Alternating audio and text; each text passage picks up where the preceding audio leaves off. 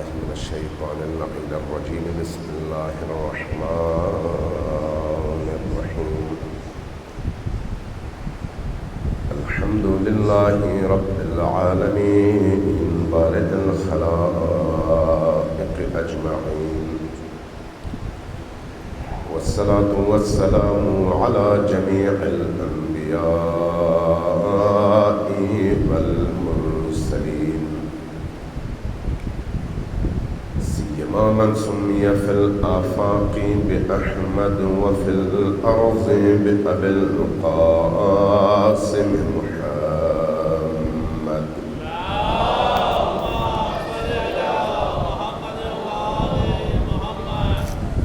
والصلاة والسلام على أولاده الطيبين الطاهرين المعصومين الميامين،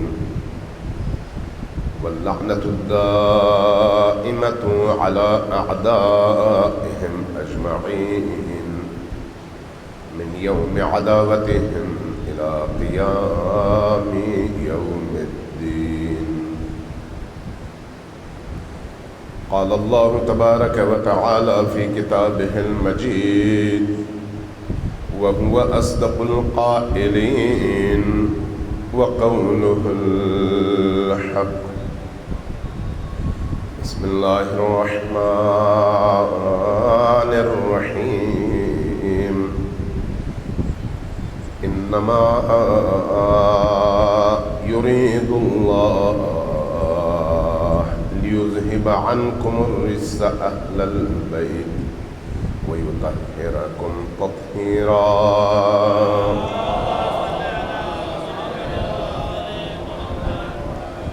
وقال الله تبارك وتعالى في أحسن كتبه إنما وليكم الله ورسوله والذين آمنوا يقيمون الصلاة ويؤتون الزكاة وهم راكعون. سروات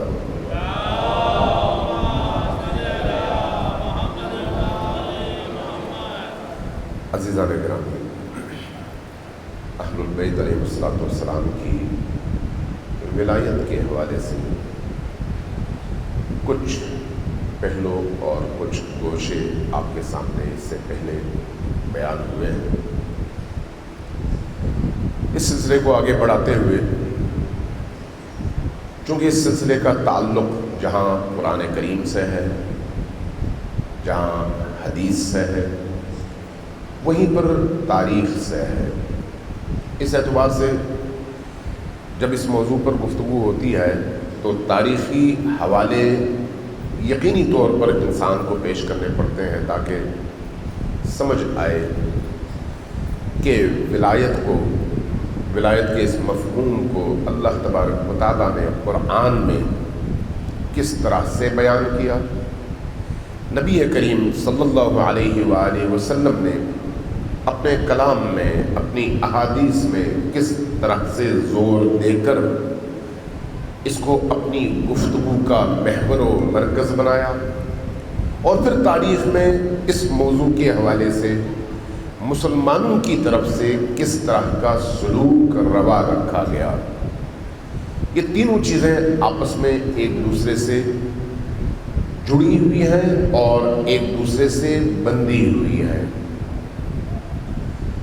پہلے دن شاید یہ عرض کیا تھا کہ جب ہم قرآن کریم کی روشنی میں ولایت کی بات کرتے ہیں تو ولایت کے دو پہلو ہیں. ایک کا تعلق زمین اور اہل زمین کی خلافت سے ہے، ان کی امارت سے ہے، نبی کریم کی جانشینی سے ہے، ولایت سے ہے، حکمرانی سے ہے، نظام حکومت سے ہے، انسانی معاشرے کے نظم و نسق کو چلانے کے حوالے سے اس سے تعلق بنتا ہے اس موضوع کا. اور مجموعی طور پر ایک انسانی معاشرے کو چلانے کے لیے جس حکومت کی ضرورت ہوتی ہے اس حکومت سے تعلق ولایت کا بنتا ہے. یہ ایک اس کا پہلو ہے.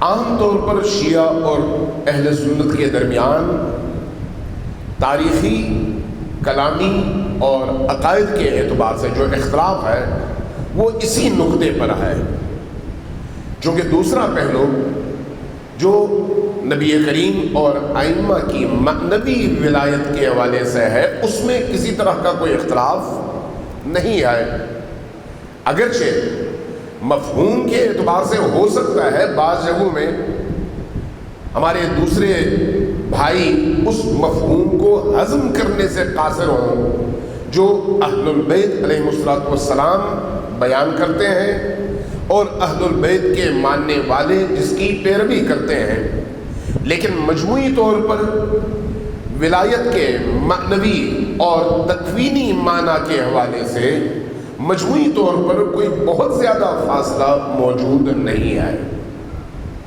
لہذا جب ہم معجزات نبی کی بات کرتے ہیں، معجزات جانشین نبی یعنی علی مرتضیٰ کی بات کرتے ہیں، اور کرامات اہل البیت اور معجزات کی بات کرتے ہیں، تو اہل سنت کے اندر بھی ایک بہت بڑی تعداد ایسی ہے جو ان باتوں کو نہ صرف مانتی ہے بلکہ اس کو عقیدے کے طور پر قبول بھی کرتی ہے۔ یہاں تک کہ اہل سنت کے بعض بڑے بزرگوں نے جن ائمہ اہل البیت کو ہم اپنے وقت کا اور ہر زمانے کا امام مانتے ہیں، یعنی امیر المؤمنین سے لے کر امام عصر علیہ السلام تک،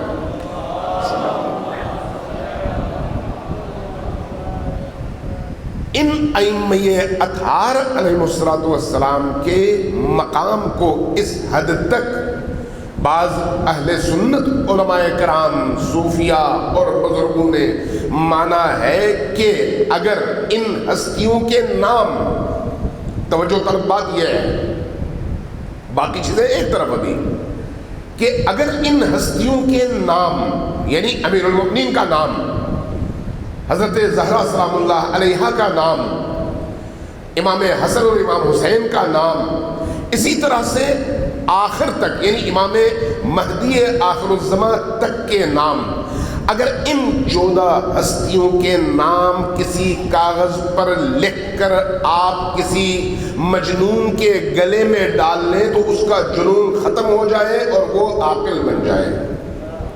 یہ میں تشیع کی روایت بیان نہیں کر رہا، یہ میں اہل سنت کی روایت بیان کر رہا ہوں۔ وجہ کیا ہے؟ معنوی حوالے سے ان ہستیوں کے اس مقام کو پوری دنیا نے قبول کیا ہے۔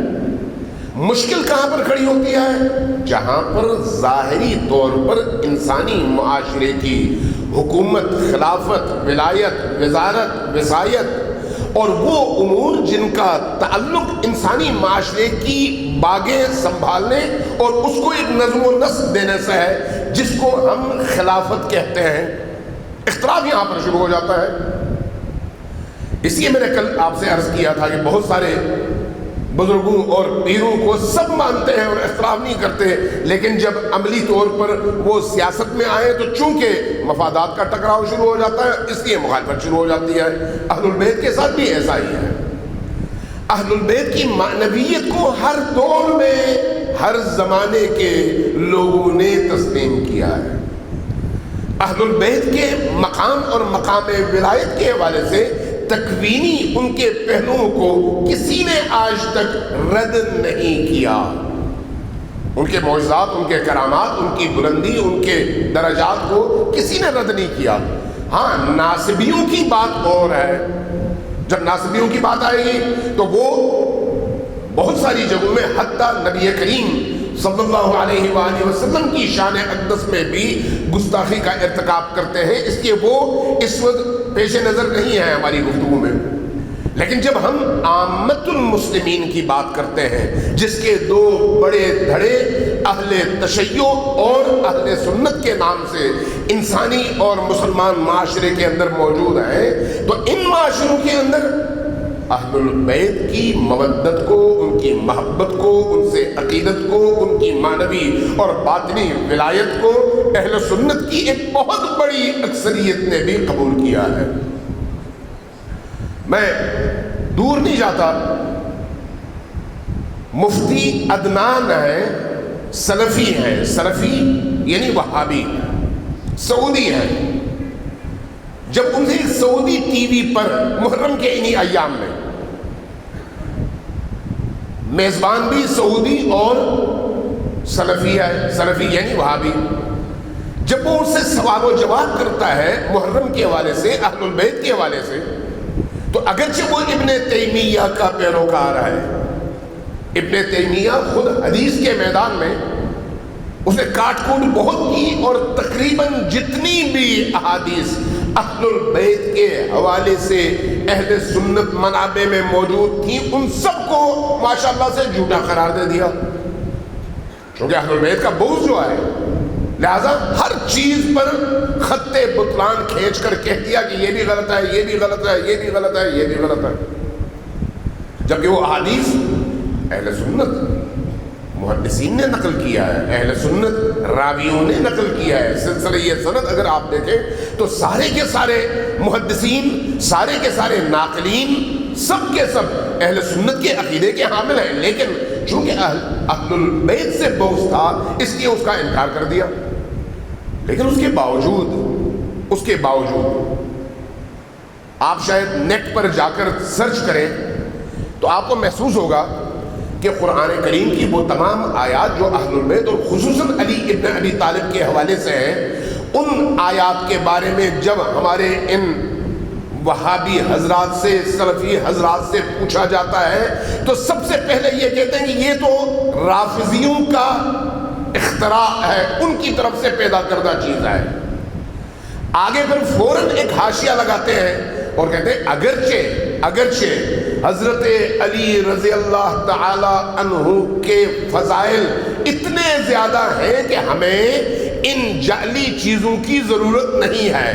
یعنی یہاں سے پھر اپنے اس پرانی بات کو رد بھی کرتے ہیں، لیکن جب آیت کی بات آتی ہے، روایات کی بات آتی ہے تو فوراً اس کی تعویل شروع کر دیتے ہیں، توجیہ شروع کر دیتے ہیں. نہیں یہ علی کے بارے میں نہیں ہے، نہیں یہ اہل البیت کے بارے میں نہیں ہے، یہ بات میں جھوٹے انداز میں ان سے منسوب کر دیا گیا ہے. جتنی بھی اہل البیت کے حوالے سے آیات ہیں ان کو آپ سرچ کریں، آپ کو فوراً اسی طرح کے جوابات نیٹ کے اندر مل جائیں گے. مثلا چاہے آپ غدیر کے حوالے سے، غدیر کے واقعے سے پہلے نازل ہونے والی آیات یا بعد میں نازل ہونے والی آیات، دونوں کو جب اس کی تشریح دیکھیں گے اور سوال پھینکیں گے تو جواباً یہی چیزیں آپ کو مل جائیں گی. یعنی امیر المؤمنین کی عظمتوں کا انکار بھی نہیں کریں گے، لیکن ان کی فضیلت میں وارد ہونے والی آیات کے شأن نزول کا بھی انکار کریں گے اور روایات کو بھی جھٹلائیں گے. لیکن اس کے باوجود میں کل دیکھ رہا تھا کہ اس سلفی مولانا نے جب ٹی وی پر بیٹھ کر جب ان سے پوچھا گیا کہ آپ حضرت رسول خدا کی اولاد خصوصاً امام حسین کے بارے میں کیا سمجھتے ہیں کہ کیا ان کے قتل کے حوالے سے، ان کی شہادت کے حوالے سے مغموم ہوا جا سکتا ہے یا نہیں. چینل سعودی، مفتی سعودی اور ادھر سے پوچھنے والا بھی سعودی، تینوں کا مسلک ایک یعنی سلفی وہابی، کہنے لگے کہ جتنی آیات اور جتنی روایات ہم نے رسول کریم سے سنی ہیں اور دیکھی ہیں اس کے مطابق ان کا کہنا یہ تھا کہ اگر کوئی شخص حضرت امام حسین، البتہ ان کا جملہ یہ تھا کہ شیعہ اثنا عشری جن حضرات کو اپنا امام مانتے ہیں اور وہ اہل البیت کے امام ہیں، اہل البیت کے سلسلے سے ہیں، ان کے غم میں غمگین نہ ہونا منافقت کی علامت ہے. کہ کون رہا ہے ایک سلفی عالم دین، کیوں؟ اس لیے مجبور ہے یہ بات قبول کر لیں. تو اس نے سوال کرنے والے نے سوال کیا کہ کہیں آپ شیعہ تو نہیں ہو گئے جو آپ یہ بات کر رہے ہیں؟ تو جواباً کہنے لگا کہ مجھے یہ بتاؤ، ایک ماں کا ایک بیٹا پیدا ہوتا ہے ایک دن اور کچھ عرصے کے بعد وہ وفات پا جاتا ہے، کیا جس دن پیدا ہوا تھا اس دن کی ماں کی کیفیت اور جس دن وہ بیٹا وفات پا گیا اس دن اس ماں کی کیفیت دونوں برابر ہو سکتے ہیں؟ کہا نہیں۔ کہا پھر مجھے بتاؤ کہ امام حسین کی پیدائش پر رسول کریم خوش ہوئے ہوں گے یا مغموم؟ کہا خوش۔ تو کہا جس دن وہ شہید ہوئے اس دن آیا رسول خدا غمزدہ ہوں گے یا خوش ہوں گے؟ کہا غمزدہ۔ تو کہا جس شخص کو رسول کے غم میں شریک ہونا نہ آتا ہو وہ صرف منافق نہیں ہے، میری نظر میں کافر کی حد تک پہنچا ہوا ہے۔ یہ کون کہتا ہے؟ اہل سنت عالم۔ اس کا مطلب یہ ہے کہ اہل سنت کے ہاں جب اہل البیت کی محبت اور مودت کی بات آئے گی تو وہ انکار نہیں کریں گے، لیکن اصل مسئلہ یہ ہے کہ جب آپ ان کی ولایت کے خلافتی یعنی ظاہری تشریعی پہلو کی طرف آئیں گے وہاں پر فوری طور پر پھر جھگڑا شروع ہو جائے گا۔ اور صرف جھگڑا نہیں ہوگا، چونکہ تاریخ میں ایک واقعہ ہو چکا ہے، جو سقیفہ کا واقعہ ہے وہ ہو چکا ہے اور نبی کی وصیتوں کو پامال کیا جا چکا ہے، اور اس پر پوری دنیا کو یہ علم ہے کہ اس حوالے سے تشیع اور تسنن کے درمیان دو مضبوط عقیدے موجود ہیں، وہ کچھ کہتے ہیں یہ کچھ کہتے ہیں۔ لیکن آپ جب اس واقعے کے بعد یعنی سقیفہ کے واقعے کے بعد کے حالات کو دیکھیں تو پھر آپ بہت سارے سوالات اٹھا سکتے ہیں جس کا جواب کسی کے پاس نہیں آئے۔ چونکہ جب آپ بات کرتے ہیں اہل البیت کی ولایت کو خلافت کے معنی میں بیان کرنے کے حوالے سے تو کہا یہ جاتا ہے کہ رسول کریم نے کسی کو بھی اپنا جانشین نہیں بنایا۔ آپ کی توجہ ہے یا تھکے ہوئے ہیں؟ جن کی توجہ نے بعد آنے والے خلیفہ کا تعین پوری زندگی ہر موقع پر کیا ہے، اہل سنت کہتے ہیں نہیں کیا، بالکل نہیں کیا۔ یہ دو انتہائیں ہیں، ایک یہ انتہا ہے اور ایک وہ انتہا ہے۔ فرض کریں ہم چند لمحوں کے لیے تصور کر لیتے ہیں کہ نبی کریم نے پوری زندگی اعلان نہیں کیا، نہ بتایا، نہ کوئی آیت اتری، نہ قرآن نے کہا، نہ نبی کریم کی سیرت میں کہیں پر نظر آئی، نہ غدیر کا کوئی واقعہ ہوا، نہ باقی آیات میں کوئی اس طرف اشارہ ہوا، کچھ بھی نہیں ہوا۔ سوال یہ ہے کہ نبی کریم کی سنت کو پکڑنا آیا صحابہ کرام کی ذمہ داری ہے یا نہیں ہے؟ فرض کریں کچھ نہیں ہوا اور نبی کریم نے کوئی وصیت نہیں کی، آپ سب کہیں گے کہ ہاں ہے۔ نبی کریم کی سنت کو اگر کوئی ترک کر دیتا ہے تو پھر اس کا اسلام مشکوک ہو جاتا ہے، ایسا ہے یا نہیں؟ تو پھر یہ تو نبی کریم کی سنت ہوئی کہ وہ اپنے بعد آنے والے کسی جانشین کا اعلان نہ کریں، تو پھر حضرت ابوبکر نے کیسے کر لیا؟ انہوں نے کیسے کر دیا؟ انہوں نے کیسے حضرت عمر کا تعین کیا جب نبی نے نہیں کیا؟ اس کا مطلب ہے آپ خلاف سنت چلے گئے۔ جواب کوئی ہے؟ نہیں ہے۔ پھر کچھ لوگ توجیہ کرنا شروع کر دیتے ہیں، تفسیر کرنا شروع کر دیتے ہیں، اپنی طرف سے باتیں بنانا شروع کر دیتے ہیں کہ نہیں، اسلام کا مزاج ایسا ہے کہ عام انسان کو ذہنی طور پر اس کمال تک پہنچانے کے بعد اسلام نے لوگوں پر چھوڑ دیا کہ اب لوگ اپنی مرضی سے جس کا چاہے انتخاب کر لیں۔ چلیں ہم اس کو بھی چند لمحوں کے لیے تسلیم کر لیتے ہیں۔ آپ حضرت عمر فاروق کے حوالے سے جتنی کتابیں لکھی گئی ہیں سارے اہل سنت علماء نے لکھے ہیں، کنگال کر دیکھیے، زندگی کے آخری دنوں میں سب نے لکھا ہے بڑے پریشان تھے، بڑے پریشان، سب پوچھتے تھے کہ اے خلیفۃ المسلمین آپ کی پریشانی کی وجہ کیا ہے؟ کہتے تھے میں اپنے بعد اپنے جانشین کے حوالے سے پریشان ہوں کہ کون بنے گا تاکہ اتنی بڑی ریاست کی باغیں اور نظام کو سنبھال سکیں، اس لیے روز و شب پریشان تھے، روز و شب ان کو چین نہیں تھا۔ ذہن مصروف تھا کہ کیا کروں کہ میرے بعد کوئی ایسا بندہ آئے جو خلیفہ بنے جس کے نتیجے میں مسلم امہ کا شیرازہ بکھرنے نہ پائے۔ سوال یہ ہے کہ یہ فکر نبی کریم کو نہیں تھی؟ نبی کریم جو ایک کامل دین لے کر آئے، کامل دین، اور دین کو اس مقام تک پہنچایا کہ اب کسی مسلمان کو اپنی طرف سے کسی قدم کے اٹھانے کی ضرورت نہیں ہے، اس لیے کہ اس کے سامنے سیرت نبوی موجود ہے اور اس کی تائید میں آیات الہی موجود ہے۔ نبی کریم کو تو کوئی فکر نہیں تھی بقول آپ کے۔ نبی کریم نے کبھی یہ سوچا ہی نہیں کہ میرے بعد کیا ہوگا۔ نبی کریم نے کبھی سوچا ہی نہیں کہ میرے بعد جن مشکلات کا سامنا امت اسلامی کو اٹھانا پڑے گا یا مشکلات کا سامنا کرنا پڑے گا، اس میں امت کی کوئی رہنمائی میرے کردار اور عمل سے سامنے آنی چاہیے۔ نبی کریم کو کوئی فکر نہیں تھی، لیکن حضرت عمر فاروق کو بڑی فکر اور بڑی پریشانی تھی کہ بھئی کچھ ہونا چاہیے جس کے نتیجے میں اس پوری اسلامی ریاست کا جو نظام ہے وہ نظام بکھرے نہیں۔ اس کا مطلب یہ ہے کہ کہیں تو کچھ نہ کچھ ایسا معاملہ ہے نا جس پر انگلیاں اٹھتی ہیں، سوال اٹھتے ہیں۔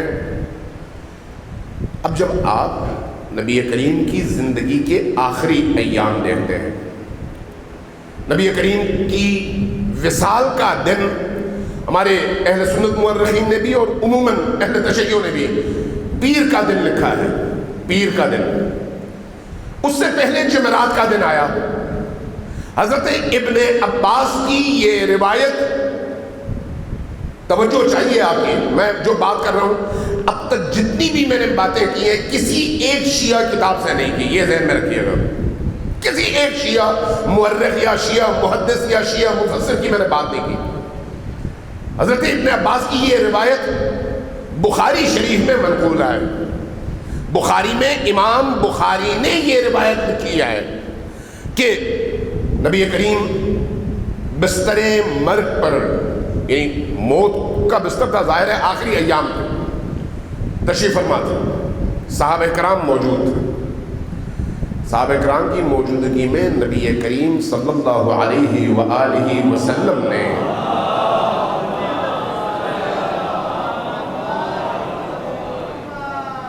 کہا کہ ائتینی، میرے پاس لے کر آؤ۔ کیا لے کر آؤ؟ ایک قلم اور دوات لے کر آؤ۔ اس کو ہم حدیث قرطاس کہتے ہیں، حدیث قرطاس معروف ہے، اور روایت شیعوں کی نہیں ہے، شیعوں کے ہاں تو خیر بے تحاشا ہے۔ میں اس کتاب کی بات کر رہا ہوں جس کتاب کو ہمارے اہل سنت بھائی قرآن کریم کے بعد سب سے زیادہ سچی کتاب مانتے ہیں۔ بہت اچھی بات ہے، ہم بھی تسلیم کر لیتے ہیں۔ حضرت امام بخاری فرماتے ہیں کہ نبی کریم صلی اللہ علیہ وآلہ وسلم بستر علادت پر تھے اور موت کا، وصال کا وقت قریب تھا۔ آپ نے کہا کہ قلم اور کاغذ لے کر آؤ تاکہ یہ لفظ جو ہے حدیث کے ہیں، تاکہ میں تمہیں ایسی چیز لکھوا دوں جس کے بعد تم کبھی بھی گمراہ نہ ہونا، جو تمہیں گمراہی سے بچا سکے۔ ایک دفعہ کہا، دو دفعہ فرمایا، تیسری دفعہ حضرت عمر ابن خطاب اٹھ کھڑے ہوئے، کہا کہ اب ہمارے پاس قرآن تو آ گیا ہے، قرآن کا نزول مکمل بھی ہو چکا ہے، جب قرآن موجود ہے تو پھر ہمیں کسی اور چیز کی ضرورت کیا ہے؟ یہ کوئی شیعہ نہیں کہہ رہا، یہ کوئی شیعہ محدث کی روایت نہیں ہے، یہ کس کی روایت ہے؟ امام بخاری کی۔ حضرت عمر کھڑے ہوئے کہا کہ اب نبی کے آنے کے بعد، نبی پر قرآن کے پورے نزول کے بعد اب کسی اور چیز کی ضرورت نہیں ہے، حسبنا کتاب اللہ، ہمارے لیے کتاب ہی کافی ہے۔ نبی کریم کا اصرار بڑھا کہ جاؤ قلم دوات لے کر آؤ، میں لکھوا دوں۔ جب نبی کریم کا اصرار اور حضرت عمر ابن خطاب کا انکار آمنے سامنے یہ منظر پیش آیا تو جو لوگ ارد گرد بیٹھے ہوئے تھے، ظاہر صحابہ تھے، کون سے صحابہ تھے؟ جو سب سے بڑے تھے۔ ان صحابہ کے درمیان تفریق اور اختلاف پڑ گیا۔ کچھ نے کہا کہ لاؤ چونکہ نبی کا حکم ہے، کچھ نے کہا کہ نہیں چونکہ قرآن مکمل ہے۔ انہوں نے حضرت عمر بن خطاب کے اس قول کی پیروی کی، کہا کہ چونکہ انہوں نے فرما دیا ہے کہ قرآن کریم آ چکا ہے اور قرآن کا آنا کافی ہے، اب جب قرآن ہے تو ہمیں کسی اور چیز کی ضرورت کیا ہے؟ شور و غل اٹھا۔ حضرت عمر بن خطاب کو تھوڑا سا، چونکہ آپ تاریخ پڑھتے ہیں آپ بھی، اور سب نے لکھا ہے کہ غصے والے تھے، لہذا آپ نے حضرت عمر بن خطاب نے کہا کہ ان ھذا الرجل لیہجر۔ یہ بھی جملہ کس کا ہے؟ امام بخاری کا۔ امام بخاری کا نہیں بلکہ حدیث کا، جس کو امام بخاری نے نقل کیا ہے اور بخاری شریف میں نقل کیا ہے۔ حضرت عمر نے کیا فرمایا؟ فرمایا کہ یہ شخص اس وقت ہجر یا حجر جو ہے، ان الرجل لیہجر کا مطلب کیا ہے؟ آپ عام زندگی میں دیکھتے ہیں کہ جب کوئی شخص بیماری سے نڈھال ہو اور اپنے ہوش و حواس میں نہ ہو تو اس وقت وہ جو کچھ بول رہا ہوتا ہے اس کو خود اس کی خبر نہیں ہو رہی ہوتی ہے۔ اس کیفیت کو ہذیانی کیفیت کہتے ہیں آپ اردو میں۔ ان الرجل لیہجر کا مطلب کیا ہے؟ یہ شخص اس وقت جو ہے ہذیان کی کیفیت کا شکار ہے۔ کس کے بارے میں؟ نبی کریم، نبی مقدس کے بارے میں۔ جب یہ کہا تو نبی کریم نے خود اسی روایت کے الفاظ ہیں، نبی کریم نے فرمایا کہ اٹھو میرے پاس سے اور سب نکل جاؤ باہر۔ سب اٹھے اور نکل گئے۔ یہ روایت پھر میں عرض کر رہا ہوں، ابھی بھی جا کے نیٹ پہ تلاش کریں، جا کے بخاری میں تلاش کریں، فوراً آپ کو یہ حدیث کرتاس مل جائے گی انہی الفاظ کے ساتھ۔ میں نے اس کا خلاصہ بیان کیا ہے، حدیث جو ہے بڑی لمبی ہے۔ قرآن کریم جو کہ اللہ کی کتاب ہے، وہ ہم سے یوں مخاطب ہے کہ نبی کے سامنے اپنی آواز اونچی نہ کرنا، نبی جب بول رہے ہوں تو خاموش رہنا، نبی جب کوئی حکم کرے تو سمعاً و طاعتاً کہہ کر اطاعت کرنا، نبی جب کہے تو پھر اطیع اللہ کے ساتھ ساتھ اطیع الرسول، اس کی اطاعت کرنا۔ یہ قرآن کی آیات ہے ساری کی ساری۔ اللہ یہ کہتا ہے کہ نبی کی اطاعت کرو، نبی جو کچھ کہے اس کو قبول کرو۔ اب جو لوگ نبی کو اپنی طرح سے سمجھنا شروع کر دیں گے وہ پھر یہی کہیں گے۔ ہم کہتے ہیں نہیں، ایسا نہیں ہے کہ وہ ہماری طرح سے ہو یا ہم نعوذ باللہ ان کی طرح سے بن سکے، ممکن نہیں ہے۔ لہذا جب ہم ان روایات کو دیکھتے ہیں تو یہ روایتیں کیا بتاتی ہیں؟ پھر اس کے بعد ایک اور پہلو میں آپ کی خدمت میں آج، چونکہ بر وقت میں نے ختم بھی کرنا ہے اور اگلی مجلس میں بھی جانا ہے، تو اس لیے کوشش کروں گا کہ کم وقت میں بات اپنی سمیٹ سکوں۔ الفاروق آپ نے دیکھا ہوگا، شبلی نعمانی کی کتاب ہے۔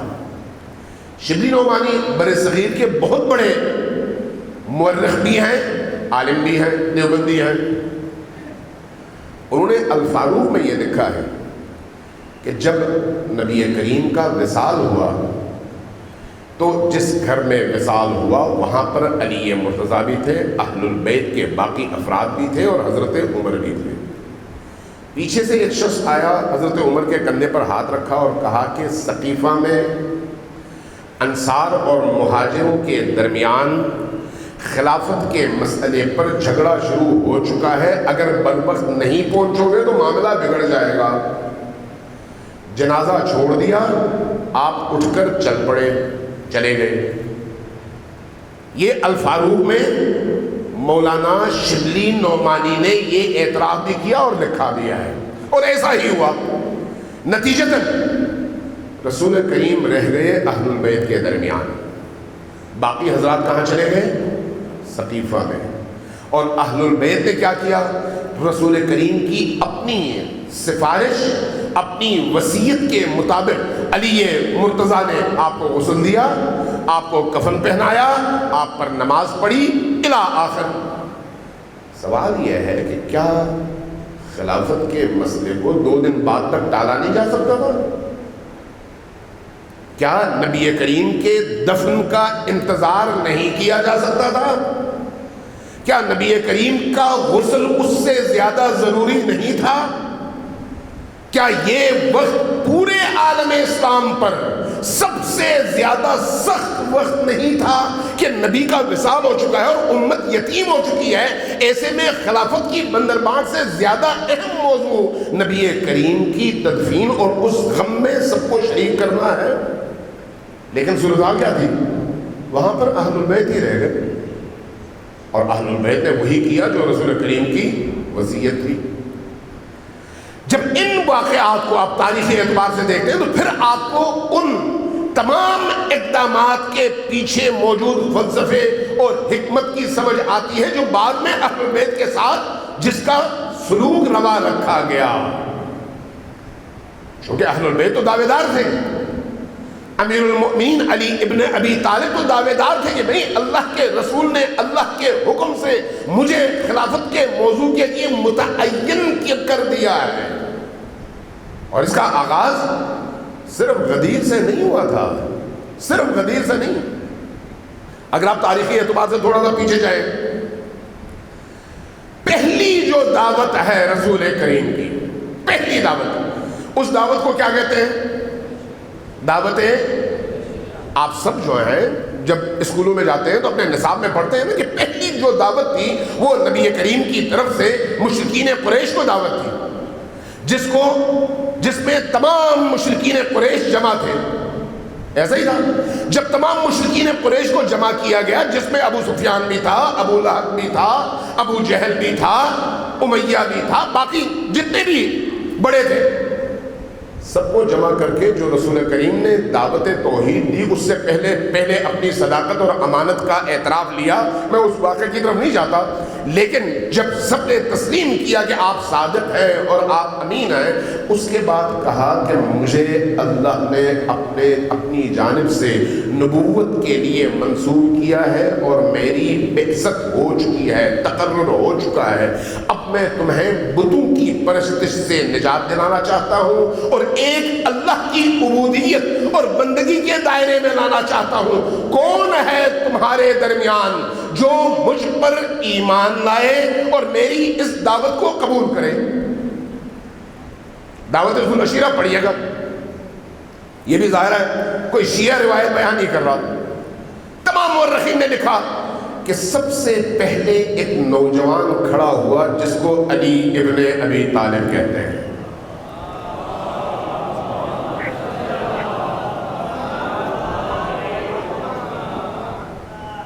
وہ نوجوان کھڑا ہوا، آپ نے کھڑے ہو کے کہا کہ یا رسول اللہ، اگرچہ میں نوجوان ہوں، ان سب سے عمر میں چھوٹا ہوں، لیکن میں آپ کی تصدیق بھی کرتا ہوں اور اپنے ایمان کا اعلان بھی کرتا ہوں. ایمان کا اعلان بھی کرتا ہوں اور تصدیق بھی کرتا ہوں. نبی کریم کی دعوت دوبارہ مکرر ہوئی، کوئی اور خاموشی. جو مشرکین قریش تھے انہوں نے حضرت ابو طالب کو تنزن کہنا شروع کیا کہ لو بھائی ابو طالب، اب اپنے بیٹے کی نبوت کو قبول کر لو اور ان کے زیر نظر چلنا شروع کر دو. طنز کرتے ہوئے نبی کریم نے جب امیر المؤمنین علی ابن ابی طالب کی طرف سے اعلان ہوا، اعلان ذہن میں رکھیے گا، ایمان لانا نہیں ہے. ایسا نہیں ہے کہ امیر المؤمنین ایمان لائے. ایمان لاتا وہ ہے جو پہلے ایمان سے عاری ہو. ایمان وہ لاتا ہے. یہاں پر اعلان ہے، اعلان ایمان کا اظہار ہے کہ میں مومن ہوں. جس طرح سے خود نبی کریم کی بعثت سے پہلے کیا وہ نبی تھے یا نہیں تھے؟ نبی تھے. پھر بعثت کے موقع پر اعلان ہوا ہے.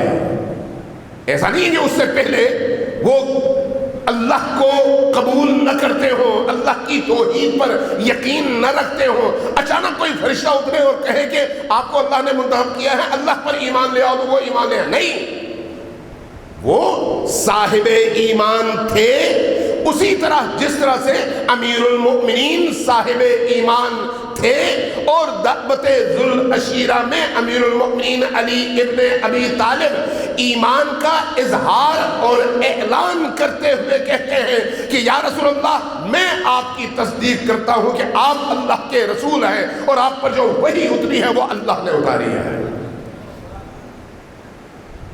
جب یہ اعلان ہو گیا، تاریخ طبری پڑھیے، تاریخ طبری شیعہ نہیں ہے، اہل سنت.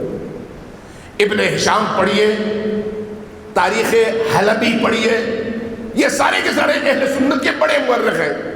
ہمارے معاشرے کا ایک بہت بڑا المیہ ہے، بہت بڑا المیہ، کہ ہم نے نہ تاریخ پڑھنی ہے، نہ ہم نے احادیث کی کتابوں میں جا کر کنگالنا ہے، اس کو پڑھنا ہے، نہ ہی ہم نے آیات کو پڑھنا ہے. بس ہم نے صرف یہ دیکھنا ہے کہ ہمارا مخالف کیا کرتا ہے، اس کے مطابق اس کی مخالفت کے لیے چیزیں گڑھنی ہیں، اور اس کے بعد ہتھیار اٹھانا ہے اور کہنا ہے کہ اگر میری مانو گے تو ٹھیک، نہیں مانو گے تو تم کافر ہو. یہ ہمارے معاشرے کے اندر ایک رواج، ایک روش چل پڑی ہے. نہ اسلام کا یہ تقاضا ہے، نہ اسلام کی یہ روش ہے، نہ اسلام کی یہ تعلیم ہے. اس لیے ہم کہتے ہیں، بار بار کہتے ہیں، جاؤ پڑھو. اس لیے ہم کہتے ہیں جاؤ کتابوں پر غور کرو. اس لیے ہم کہتے ہیں جتنے سوال اٹھا سکتے ہو اٹھاؤ. اس لیے مکتب تشیع کی یہ خصوصیت ہے، مکتب تشیع کسی کو سوال سے منع نہیں کرتا. یہ نہیں کرتا کہ تمہارا نکاح ٹوٹ جائے گا، یہ نہیں کہتا کہ ایسا کرو گے تو تم کافر ہو جاؤ گے، تمہیں تجدید کلمہ کرنا پڑے گا. نہیں، مکتب تشیع علم کی دعوت دیتا ہے، فہم کی دعوت دیتا ہے. اس لیے کہتا ہے پڑھو پڑھو پڑھو پڑھو. اور یہ اس نے اپنی طرف سے نہیں کہا، بلکہ اللہ کے حکم سے اور نبی کی سیرت سے اخذ کر کے کہا کہ اللہ اور نبی انسانوں کو عقل دلا کر، شعور دے کر، شعور کے ساتھ عملی میدان میں ایمان لانے کا حکم دیتے ہیں، آنکھیں بند کر کے ایمان لانے کا حکم نہیں دیتے. اس لیے جس معاشرے کے اندر شعور کے ساتھ ایمان آتا ہے، وہ معاشرہ بڑے سے بڑے انحراف کے مقابلے میں استقامت کے ساتھ کھڑا ہو جاتا ہے. لیکن جس معاشرے کے اندر شعور کے ساتھ ایمان نہ آئے، صرف لوگوں کے دیکھا دیکھی ایمان آ جائے، تو پھر ایک ہوا کے تھپیڑے کے ساتھ ایمان کی کیفیت بدل بھی جاتی ہے. لہذا جب اسی سرزمین میں قادیانیت کا فتنہ اٹھتا ہے تو آپ کے معاشرے کا ایک بہت بڑا طبقہ قادیانیت میں تبدیل ہو جاتا ہے. کیوں؟ اس لیے کہ ایمان کے پیچھے علم اور شعور نہیں ہے. جب علم اور شعور نہیں ہوگا تو پھر نتیجتاً فوری طور پر خود نبی کا انکار کرنا پڑے، نبی کی خاتمیت کا انکار کرنا پڑے. چونکہ شعور نہیں ہے، علم نہیں ہے، عقل کو کار نہیں لائے، فوری طور پر آپ تبدیل بھی ہو گئے. یہی کیفیت اہل تشیع کے اندر، یہی کیفیت اہل تشیع کے اندر. یعنی ایسا نہیں ہے کہ اس میں صرف کسی اور مکتب فکر کے لوگ شامل ہو، اہل تشیع بھی اس میں اسی طرح سے شامل ہیں. ایک ذاکر اٹھ کے کھڑا ہو جاتا ہے اور علی رب کہتا ہے، اور نیچے موجود وہ بے شعور، بے وقوف اور دین سے لابلد عوام فوراً نعرے لگاتے ہوئے کھڑی ہو جاتی ہے علی رب. اور سب سے پہلے جو کام کرتی ہے وہ کیا ہے؟ گویا میں آج کے بعد کافر ہوں، مسلمان نہیں رہا. علی رب نہیں ہے، علی رب کا بندہ ہے. علی اللہ نہیں ہے، نعوذ باللہ، اللہ کا بھیجا ہوا ولی ہے. لیکن کیا کیا جائے اس جہالت کا، کیا کیا جائے اس کم عقلی کا، کیا کیا جائے اس بے شعوری کا، جس کا نتیجہ یہ ہے کہ جہاں سے جو آواز اٹھے آپ کو اچھا لگے لپک کر اس کی طرف چلے جائیں. عقل استعمال نہ کریں، شعور استعمال نہ کریں، قرآنی آیات پر غور نہ کریں، نبی کی تعلیمات پر غور نہ کریں. ہمارا المیہ ہے، معاشرے کا المیہ اور جہالتوں کا نتیجہ، اور اس میں کوئی مستثنا بھی نہیں ہے. اس لیے اہل البیت تربیت کرتے تھے، تربیت۔ مجھے نہیں معلوم آپ کے سامنے میں نے یہ عرض کیا یا نہیں، اہل البیت کی روش اور نبی کریم کی روش تربیت انسان کی روش رہی ہے، یعنی انسانوں کی ایسی تربیت کرو جس کے نتیجے میں بڑے سے بڑے طوفان کا مقابلہ بھی وہ شخص کر سکے۔ اس لیے قرآن نے کہا نا الذین قالوا ربنا اللہ، توجہ چاہیے آپ کی، الذین قالوا ربنا اللہ ثم استقاموا تتنزل علیہم الملائکہ، جو لوگ کہتے ہیں اللہ ہمارا رب ہے اور یہ کہہ کر اس اعلان اور ایمان کے پیچھے مکمل طور پر استقامت کے ساتھ کھڑے ہو جاتے ہیں، چونکہ جب آپ کہتے ہیں اللہ ہمارا رب ہے تو پھر ہر طرف سے شیاطین کا حملہ بھی ہوتا ہے۔ قرآن کہتا ہے کہ جو لوگ کہتے ہیں اللہ ہمارا رب ہے اور اس کے بعد ہونے والے حملوں کے مقابلے میں استقامت کے ساتھ کھڑے ہو جاتے ہیں، انہی کی اللہ مدد بھی کرتا ہے۔ جو لوگ صرف کہیں لا الہ الا اللہ اور اس کے بعد کھڑے نہ ہو سکیں، ان کی مدد نہیں کرتا۔ کیوں نہیں کرتا؟ اس لیے کہ ان کے اندر ایمان آیا ہی نہیں۔ ایمان اندر آئے تو اللہ ان کی مدد کرے، انہوں نے صرف ایک تصور اپنا لیا ہے۔ صلوات بھیجیے بر محمد و آل محمد۔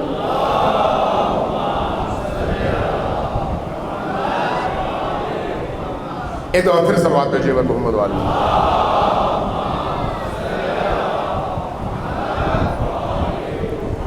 ایک دفعہ پھر ذرا اونچی آواز سے صلوات بھیجیے۔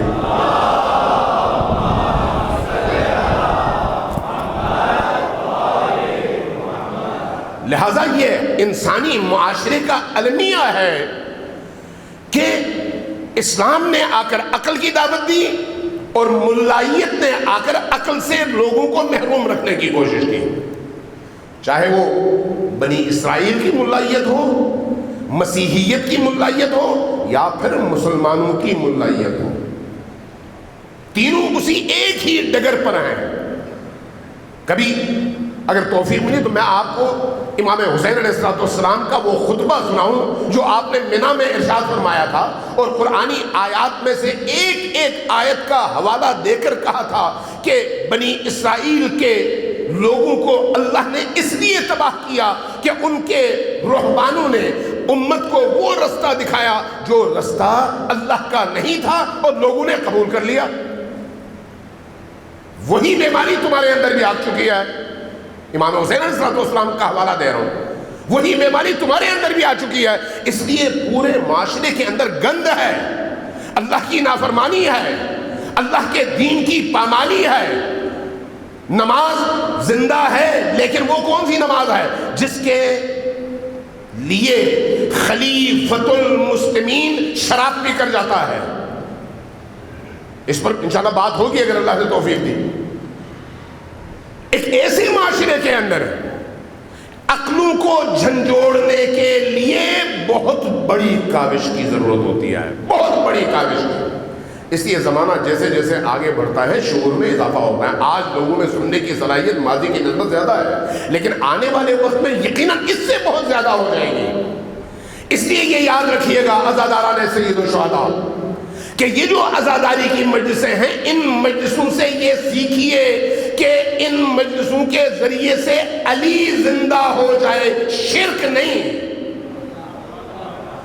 ان مجلسوں کے ذریعے سے علی کا کردار معاشرے کے اندر زندہ ہو، علی کی دوستی کے لبادے میں علی کے نظریات اور علی کے افکار کا قتل عام نہ ہو۔ ایک واقعہ بیان کر کے میں اپنی گفتگو ختم کرتا ہوں۔ امیر المومنین صفین سے واپس آ رہے تھے، صفین سے واپس آ رہے تھے، رستے میں آپ نے وہ حدیث سنی ہوگی کہ میرے بارے میں امیر المومنین نے فرمایا، یا رسول کریم کی حدیث ہے، امیر المومنین سے خطاب، اور امیر المومنین نے اس کا حوالہ نہج البلاغہ میں دیا ہے کہ امت کے دو گروہ میرے بارے میں تباہ و برباد ہو جائیں گے۔ ایک وہ گروہ جو میرے بارے میں غلو کر کے مجھے وہاں پہنچانے کی کوشش کرے گا جو میں نہیں ہوں، اور ایک وہ گروہ جو مجھے نیچے دکھا کر وہاں لے جانے کی کوشش کرے گا جہاں کا میں اہل نہیں ہوں۔ یعنی وہ گروہ جو غلو میں علی امیر المؤمنین کو خدا کا درجہ دے وہ بھی گمراہ ہیں، اگرچہ علی کی محبت کے نام پر ہو، اور وہ بھی جو علی کے بغض اور علی کی دشمنی میں علی کے فضائل کو چھپا کر معاشرے کو علی سے دور کرنے کی کوشش کرتا ہے۔ دونوں ایک دوسرے سے بدتر ہیں، ایک دوسرے سے بدتر ہیں۔ آج کے دور میں آپ کو پتہ ہے کہ ولایت کے نام پر کیا کچھ ہوتا ہے۔ جب ابھی میں کل اپنے ہی پیج پر غالباً میں کومنٹس پڑھ رہا تھا، کہیں پر کسی نے لکھا آپ کو تو علی کی ولایت کا پتہ ہی نہیں ہے اس لیے کہ علی اللہ کہنا علی کی شان ہے، نعوذ باللہ من ذالک۔ وہ علی جس نے اپنی ابتدا سے انتہا تک کی زندگی میں ہمیشہ توحید کی پاسداری کی، توحید کی، جس نے شب و روز سجدوں کے ذریعے سے انسانی معاشرے کو پیغام دیا کہ انسان کا انسانی زندگی میں معراج اللہ کی بارگاہ میں سجدے سے عبارت ہے۔ وہ علی جس نے توحید کے اس کلمے کو سربلند رکھنے کے لیے اپنی اولادیں قربان کر دی اور خود اپنی جان دے دی۔ وہ علی جس نے پیدائش جس کی کعبے میں ہوئی لیکن شہادت محراب مسجد میں اور سجدہ ریز کیفیت میں ہوئی، اس علی کو اس طرح سے انسانی معاشرے سے جدا کرنے کی کوشش کی جائے اور علی کی محبت کے لبادے میں کوشش کی جائے۔ صفین سے واپس آ رہے تھے، رستے میں کچھ لوگوں کو جمع دیکھا، پوچھا یہ کون لوگ ہیں؟ جواب آیا کہ یا امیر المومنین یہ کچھ ایسے گمراہ لوگ ہیں جو کہتے ہیں کہ علی ہمارا خدا ہے۔ جیسے یہ سنا ان کے قریب آئے، زمین پر تشریف لائے سواری کی پشت پر سے، اور اللہ کی بارگاہ میں اپنی پیشانی زمین پر رکھ کر سجدہ کیا۔ سجدہ کرنے کے بعد کہا کہ میں اس خدا کا بندہ ہوں جس نے ہم سب کو پیدا فرمایا ہے۔ لیکن ان لوگوں نے قبول نہیں کیا، حتیٰ علی کی زبان سے بھی قبول نہیں کیا، حتیٰ علی کی زبان سے بھی قبول نہیں کیا۔ امیر المومنین نے فرمایا کہ یا تم توبہ کرو واپس آؤ، یا پھر میں چونکہ امیر المؤمنین ہوں تمہیں سزا دوں گا چونکہ خلافت کا دور ہے۔ کہا نہیں یا امیر المومنین ہم تو نہیں مانتے، ہم تو آپ کو خدا ہی کہیں گے۔ امیر المومنین نے کیا کیا؟ امیر المومنین نے 2 بڑے گڑھے کھدوائے، بڑے بڑے گڑھے، ان 2 گڑھوں کے درمیان سوراخ بنایا تاکہ ادھر سے ادھر تک گزرگاہ بن سکے۔ انہیں آخری مرتبہ مہلت دی کہ اب بھی توبہ کرو اور آؤ، پلٹ آؤ دین کی طرف۔ نہیں مانے، جب نہیں مانے تو ان سب کو جمع کیا، پہلے گڑھے میں ڈال دیا، اوپر سے ڈھکنا بند کر دیا، دوسرے گڑھے میں لکڑی جمع کر کے آگ لگائی، اوپر سے ڈھکنا رکھ دیا، بند کیا منہ۔ اس گڑھے سے جو آگ جلنے کی وجہ سے دھواں اٹھتا تھا وہ دھواں اس گڑھے میں گیا، اور اس دھوئیں میں یہ لوگ سسک سسک کر مرے، اور اس کے بعد ان کو دفنا دیا گیا اسی گڑھے کے اندر۔ یہ علی کی توحید کی علامت ہے۔ امیر المؤمنین سے محبت یہ نہیں ہے کہ کوئی کہے نعوذ باللہ علی رب ہے، جو کہتا ہے علی رب ہے اور علی اللہ ہے وہ نہ صرف مسلمان نہیں ہے بلکہ مشرک ہے اور کافر ہے۔ توحید علی کو اپنا امام بنانا سکھاتا ہے۔ ہاں دوسری طرف یہ بھی ذہن میں رکھیے گا کہ اگر کوئی نالائق، کوئی جاہل، کوئی گنوار یہ کہے کہ علی ہماری طرح سے تھے تو وہ اسی طرح ہے جس طرح سے بعض جاہل نبی کے بارے میں کہتے ہیں۔ امام صادق آل محمد کا یہ فرمان ذہن میں رکھیے گا، فرمایا کہ ہمیں اللہ کا مخلوق سمجھو۔ امام صادق علیہ السلام کا جملہ ہے، فرمایا ہم اہل البیت کو اللہ کا مخلوق سمجھو، اللہ کا بندہ سمجھو، اس لیے کہ ہم اللہ کی تخلیق ہیں اور اللہ کے بندے ہیں۔ اس کے بعد جو ہمارے فضائل تم بیان کرنا چاہو بیان کرو، لیکن یہ سمجھ لو کہ تمہاری عقلیں کم اور محدود ہیں، ہمارا مقام اس سے زیادہ ہے۔ میں اور آپ اپنی اس کوتاہ فکر کے ساتھ علی اور آل علی کی فضیلتوں تک کیسے پہنچ سکتے ہیں، جبکہ ان کا خالق ان کا مدثرہ ہے، جبکہ نبی کریم ان کے فضائل بیان کرتے کرتے کرتے کرتے تھکتے نہیں ہیں۔ ہماری عقلیں وہاں تک نہیں پہنچ سکتی، اس لیے ہم نے جو کچھ سنا وہ ہم نے بیان کرنا ہے، جو کچھ پڑھا وہ ہم نے بیان کرنا ہے، اس چیز کو سامنے رکھتے ہوئے کہ یہ اللہ کی مخلوق بھی ہیں، اللہ کے بندے بھی ہیں، اللہ کے برگزیدہ بھی ہیں، اور اللہ کی بارگاہ میں سجدہ ریز بھی ہوتے ہیں۔ اس کے بعد جو ان کے فضائل ہیں ہماری عقلوں سے، ہماری سوچوں سے، ہماری فکروں سے ماورا ہیں، ہم وہاں تک پہنچ نہیں سکتے جو مقام ان کا ہے۔ صلوات بھیجیے بر محمد و آل محمد۔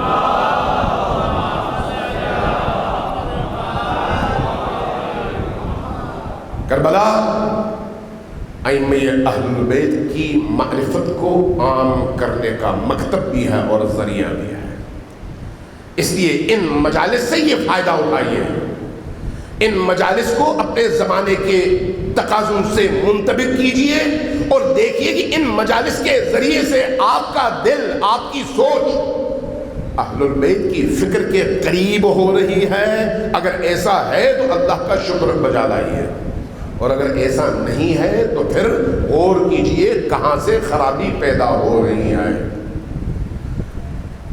آج میں چاہوں گا کہ حسین ابن علی علیہ السلام کے ایک انتہائی جان نثار ساتھی حضرت حبیب ابن مظاہر کے حوالے سے چند جملے آپ کی خدمت میں عرض کروں۔ کون حبیب؟ بعض لوگوں نے 75 سال اور بعض لوگوں نے 80 سال کا، 80 سال کا بوڑھا۔